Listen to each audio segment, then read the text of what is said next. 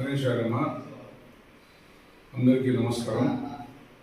ఈ దినం నేను వరసిద్ధి వినాయక స్వామి దేవస్థానం ట్రస్ట్ బోర్డు సభ్యత్వానికి మరియు ట్రస్ట్ బోర్డు చైర్మన్ పదవికి రాజీనామా చేస్తున్నాను.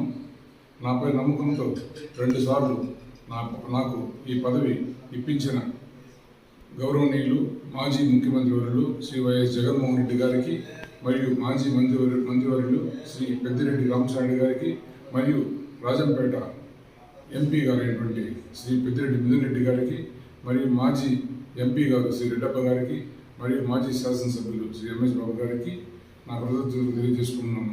అలాగే నాకు సహకరించిన ఇతర నాయకులకు అన్ని విధాల నాకు దేవస్థానం అభివృద్ధికి తోడ్పాటు అందించిన మా ఆలయ కార్యనిర్వహణాధికారి గారికి వెంకటేష్ గారికి మరియు ఆలయ అధికారులకు, అన్ని విభాగాల ఆలయ సిబ్బందికి మరియు స్థానిక ఉభయదారులకి మరియు చుట్టుపక్కల గ్రామాల ప్రజలకి అందరికీ నాకు సహకరించిన మిత్రులకి శ్రేయోభిలాషులకి అందరికీ పేరు పేరున కృతజ్ఞతలు తెలియజేస్తూ ఈ అవకాశం నాకు కల్పించినందుకు అందరికీ నా హృదయపూర్వక నమస్కారాలు తెలియజేస్తున్నాను.